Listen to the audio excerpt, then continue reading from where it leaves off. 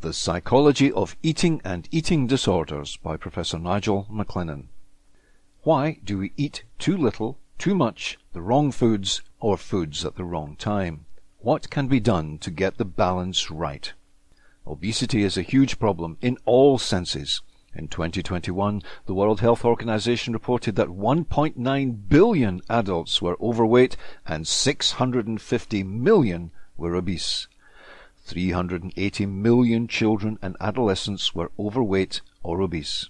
In the UK alone, Western Europe's most obese nation, 63% of adults are obese. The consequences of obesity are severe.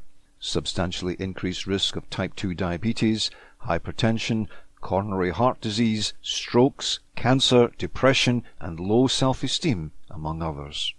What causes obesity?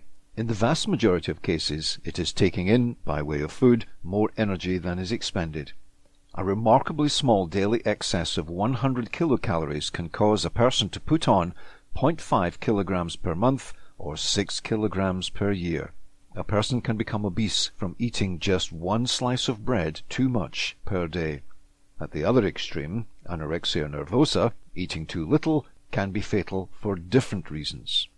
While cases of obesity are relatively balanced between the genders, 80% of people with anorexia are female. The same figures apply to weight loss as to gain. Being energy deficient by a mere 100 kilocalories per day can lead to a weight loss of 6 kilograms per year. About 5% of people with anorexia die over a decade. That is a risk factor 6 times greater than the general population.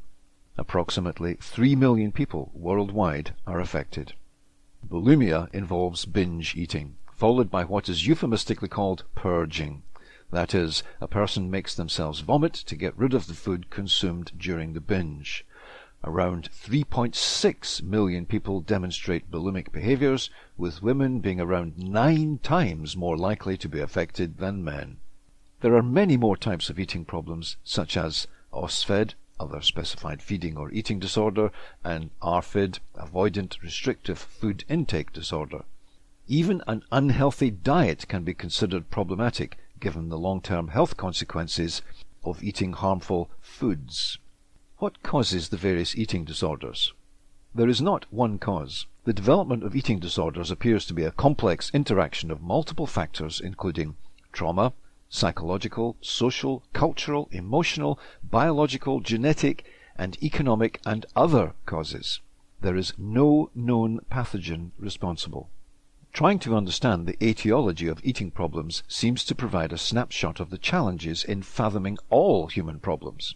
When so many variables are involved, it is very difficult to pin down the specific causes or to separate direct causes from mediating variables or from consequences.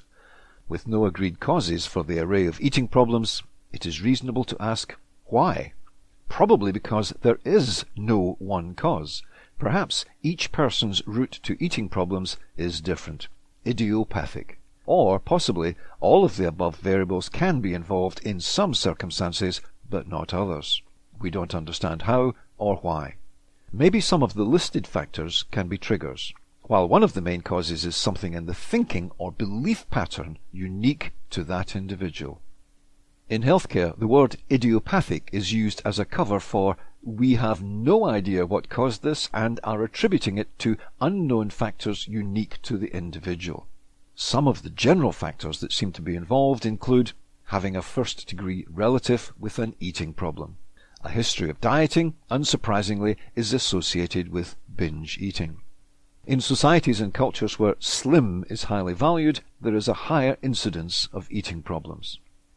If I was to place a bet on the causes, I would say that only a tiny handful of eating problems are caused genetically, and that the vast majority of eating problems are caused by a combination of thought, emotional, and belief-based factors in response to social, economic, and cultural cues or triggers.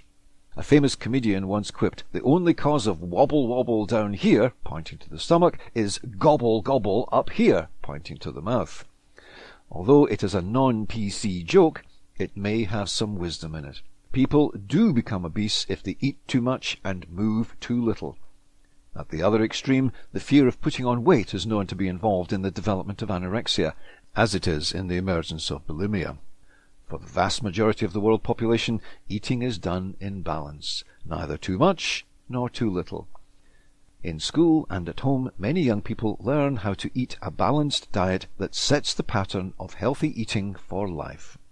In rich countries, having such wealth, easy access to so many delicious foods, seems to result in increasing obesity. That is, even good education in healthy eating has not prevented 63% of the UK population being overweight. What can we do to eat healthily? Here are some simple approaches. When you feel full, stop eating. Be aware of the energy in the food you eat. Eat a balanced diet, many different types of food. Take at least 5 a day of fruit and vegetables. If you eat too much at one meal, eat less for the next. Take enough daily exercise to stay fit. Mobility minimizes morbidity. Try to avoid eating late at night. There is more chance of excess consumption being turned into fat as you sleep. Savor your food. Stop to really enjoy the taste, the texture, the feel, the color. Eat slowly. It gives your stomach more time to send the enough signal. Control your eating, lest it ends up controlling you. If your eating is getting out of control or harming you in any way, get some help from a professional. The earlier eating problems are addressed, the more chance there is of preventing a deterioration.